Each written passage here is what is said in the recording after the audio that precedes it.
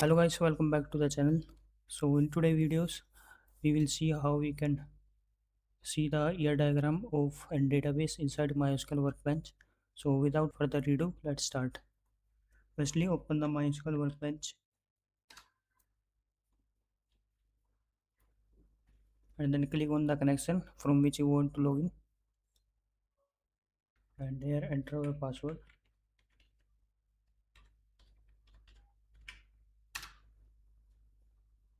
Once you are logged in, click on the top EER database and then click on the reverse engineer. Here you want to select your connection. In our case it is the root, or you can select anything else if you have more than one option.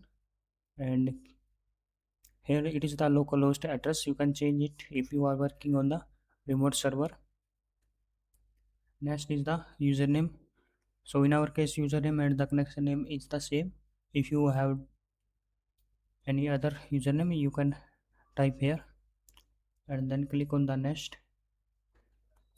Here you want to enter your password once again.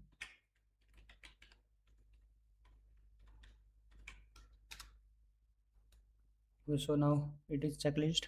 The three things: first one is the connected to the DBMS, and second one is retrieve list of database and check the common server configuration issues.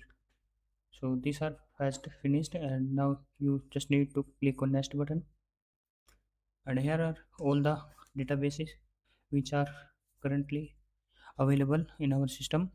So let's say we select the banking system named database and just now click on next. Now the object schema retrieved successfully. For check result, click on next again. Here you can see the all the tables inside the database. If I expand it, so there are mainly these two tables. You can exclude the table in the diagram by simply clicking on this button, but we don't need it, so we simply click on the execute button. Now our uh, our diagram is ready. We can see it by simply clicking on next and finish. Now here is the ER diagram of the database which are selected. If you want to edit it or add some other tables, you can use these tools.